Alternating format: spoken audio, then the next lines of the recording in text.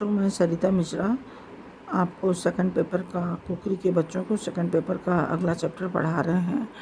अगला चैप्टर है Meenu planning for family. भोजन मनुष्य के जीवन का आधार है।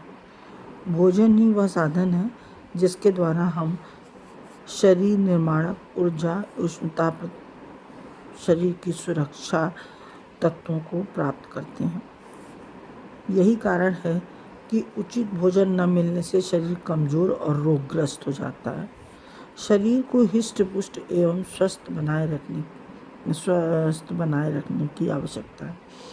प्रत्येक व्यक्ति पौष्टिक एवं संतुलित आहार अपने दैनिक जीवन में प्रयोग करे, लेकिन बड़े शर्म की बात है कि हमारे देश में अधिकांश जनता को पेट भर भोजन ही नहीं प्राप्त होता, और जिसको प्राप्त होता है वो अधिकांश जनता अज्ञानतावश असावधानी के कारण अपोषण के शिकार हो जाते हैं। उनको संतुलित आहार पता ही नहीं है कि हमें किस प्रकार का आहार करना चाहिए जिससे कि हमारा भोजन संतुलित हो। भोजन की आवश्यकता, भोजन के तत्व, उसकी शारीरिक आवश्यकता उसको प्राप्त नहीं होती, जिसके कारण वो रोग से पीड़ित हो जाते हैं। रोग से बचने के लिए बचने की क्षमता ही खो बैठते हैं। हर व्यक्ति की, यानी बच्चों, युवाओं, वृद्धाओं, सबके लिए भोजन लाभप्रद है, लेकिन ये आवश्यक नहीं है कि सबका भोजन एक जैसा हो, क्योंकि सबको अलग अलग कैलोरी की अलग अलग कार्य करते हैं, इसलिए उन्हें अलग अलग कैलोरी की आवश्यकता पड़ती है। एक तो अवस्था के अनुसार भी उसको उसकी आवश्यकता होती है, इसलिए भोजन में विभिन्नता होना निश्चित ही होनी चाहिए। इसके अतिरिक्त भोजन मौसम, आयु, लिंग, परिश्रम के अनुसार भोजन तत्वों की आवश्यकता होती है। शारीरिक, मानसिक कार्य करने वाले व्यक्ति के भोजन में अंतर होता है। एक किसान के भोजन में अंतर होता है। व्यक्ति का जिस प्रकार का कार्य होता है, मैंने आपको पहले ही बताया कि आयु, लिंग, मौसम और परिश्रम के अनुसार भोजन होना चाहिए।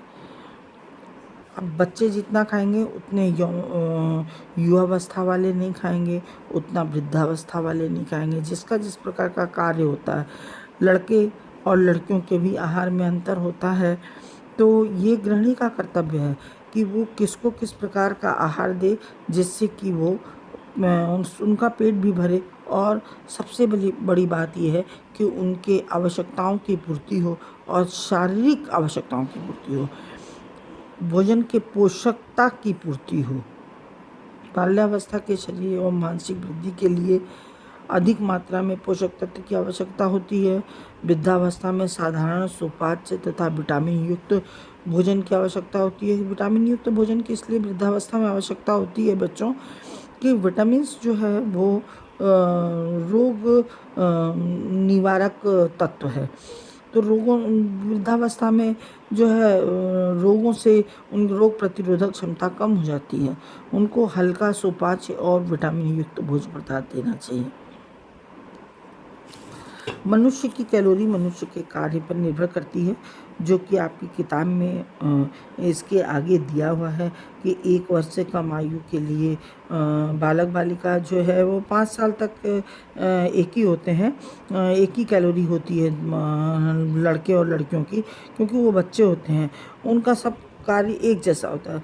5 साल के बाद लड़के जो हैं थोड़ा ज़्यादा खुराफाती हो जाते हैं, ज़्यादा कार्य करते, खेलना कूदना, और उसके बाद थोड़े और बड़े होते हैं तो बाहर निकलने लगते हैं, तो उनकी कैलोरी में और लड़कियों की कैलोरी में थोड़ा सा अंतर हो जाता है। स्कूल जाने वाले बच्चों में फिर अंतर हो जाता है। तो ये एक टेबल है आपके बुक में, जो कि इस टेबल को आपको याद करना पड़ेगा कि 1 वर्ष की आयु में 80 से 1000 कैलोरी, 5 वर्ष की आयु में बालकों को 1000 से 1500 कैलोरी, 10 वर्ष की आयु में बालकों को 1500 से 2100, 14 वर्ष की आयु में 2100 से 2200, युवावस्था में 2200 से 2500, गर्भवती के लिए 2500 से 2800 तक, दूध पिलाने वाली माता 2800 से 3500, सामान्य कार्य करने वाले व्यक्ति 1200 से 1500, मध्यम कार्य करने वाले 1500 से 2400 और कठोर कार्य करने वाले व्यक्ति को 2400 से 5000।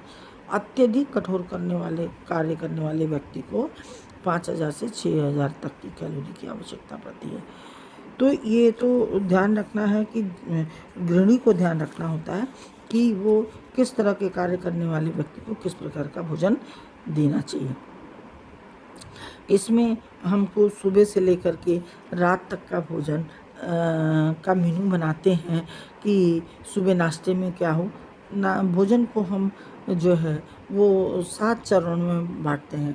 पहला चरण है कि सो के उठने के बाद हम दूध या चाय बिस्किट देते हैं। फिर आप ब्रेकफास्ट है दूसरा। तीसरा है आपका दिन का भोजन। फिर आपको 3-4 बजे तक मौसमी फल देना है। फिर आपको शाम का नाश्ता है। फिर रात्रि का भोजन है। फिर सोते समय दूध है। इस तरह से ही हमको अपना मेन्यू तैयार करना है। आहार नियोजन का तात्पर्य भोजन के 6 तत्वों की उपयुक्त मात्रा हर व्यक्ति को मिल जाए, इस प्रकार का मेनू तैयार करना चाहिए। इसमें ध्यान देने योग्य बातें हैं कि संतुलित आहार की व्यवस्था इस प्रकार करनी चाहिए कि सभी सदस्य को लिंग, आयु, शारीरिक दशा, ध्यान और कार्य के अनुसार उसे पौष्टिक तत्व मिल जाए। भोजन पर जो व्यय किया गया है, दूसरा भोजन पे जो व्यय किया गया है वो उसकी आय के अनुसार होना चाहिए। यदि आय कम है तो उनके भोजन में सस्ते और पौष्टिक आहार होना चाहिए। तीसरा है भोजन परिवार के सदस्यों की रुचि के अनुकूल होना चाहिए। गृहिणी को इस प्रकार का मेनू तैयार करना चाहिए जो सभी के लिए रुचिकर हो। चौथा है मेनू बनाते समय अपने पारिवारिक परंपरा एवं धार्मिक विश्वासों को यथासंभव ध्यान रखना चाहिए। पांचवा है समय व शक्ति की बचत वाले उपकरण का प्रयोग करके कम से कम धन का प्रयोग करें और पौष्टिक तत्व, प्रोटीन, मसाला, लवण, विटामिन युक्त भोज्य पदार्थ मेनू में शामिल करें। घी, तेल, गुड़, चीनी एवं मसालों का उतना ही प्रयोग करें जितना की आवश्यकता है, जितने की कैलोरी की आवश्यकता है जिस भी अवस्था में। सर्वप्रथम पूरे दिन की आहार तालिका बना लेना चाहिए। एक समय में आहार के पोषक में अगर कमी है तो दूसरे समय कोशिश करना चाहिए कि वो पूरी हो जाए। जहाँ तक संभव हो एक समय के आहार में सभी पोषक तत्व प्रमुख रूप से प्राप्त हो जाए। पोषक तत्वों की जितनी मात्रा एक दिन में के लिए आवश्यक है उसकी 1/3 प्रातःकाल के नाश्ते में, शेष दोपहर के खाने में और जो बचा हुआ है वो रात्रि के भोजन में प्राप्त हो जाए।